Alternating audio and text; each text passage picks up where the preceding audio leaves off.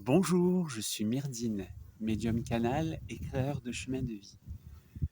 Alors nous voici arrivés dans les derniers jours du mois d'août, avec la rentrée scolaire qui s'approche à grands pas, et que nous ayons des enfants en âge scolaire ou pas, on est toutes et tous pris dans cette énergie de la rentrée et concomitamment dans cette énergie de transition de la saison de l'été à la saison de l'automne.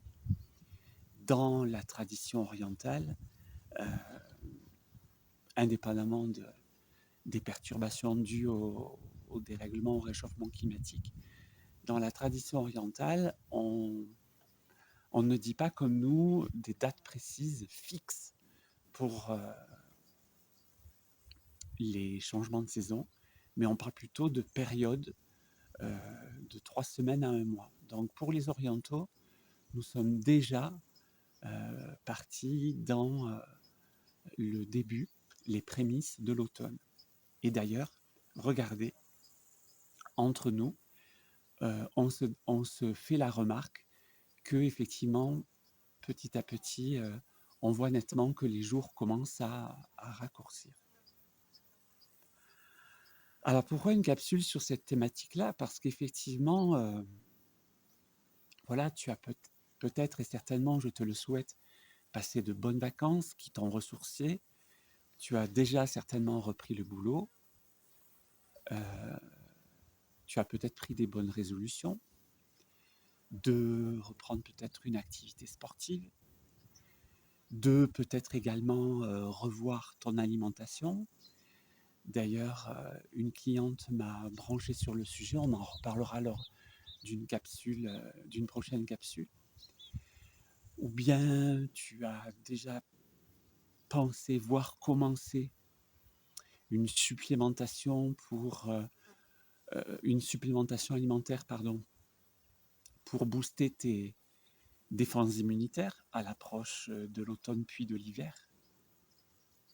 C'est bien, et je ne vais pas te critiquer, mais tout ça, c'est sur un plan extérieur. Qu'est-ce que tu fais sur un plan intérieur? Plus précisément, qu'est-ce que tu fais pour ne pas être rattrapé, englouti par le rythme métro, boulot, dodo?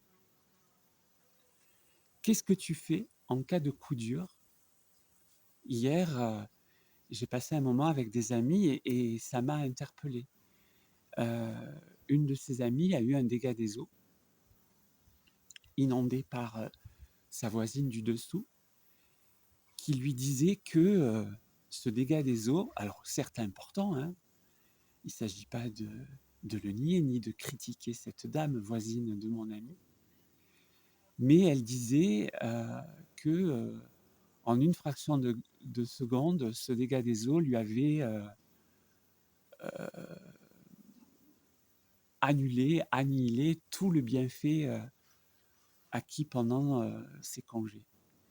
Donc, qu'est-ce que tu fais? Qu'est-ce que tu mets en place sur un plan intérieur? Non seulement pour ne pas te laisser bouffer, happer, engloutir par le rythme métro-boulot-dodo, mais pour ne pas t'écrouler à la moindre tuile. Je dis moindre, qu'elle soit petite ou grande, à la moindre contrariété. Moi, je vais te proposer quelque chose que les guides m'ont inspiré il y a un certain nombre d'années. C'est le fait de te poser. Déjà le matin, avant de faire quoi que ce soit, de te poser. Il ne te suffit pas 3 heures. Tu ne peux pas me sortir l'excuse que tu es débordé, tu es overbooké, entre le boulot, les enfants, etc. Tu peux toujours trouver à te lever ne serait-ce que 2, 3, 5 minutes, 10 minutes maxi plus tôt et euh, te poser.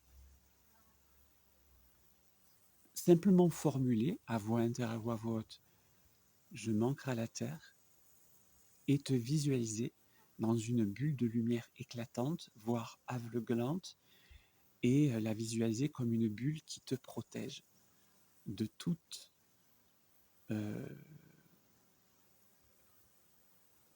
de toute non seulement de toi, de tout ce que le mental peut t'envoyer comme parasitage, mais de tout parasitage extérieur. Voilà. Et si tu veux aller plus loin, j'ai retranscrit par écrit un PDF où je déroule le protocole de ces 2 rituels tel qu'il m'a été inspiré mot à mot par les guides il y a maintenant un peu plus de 10 ans. Namasté.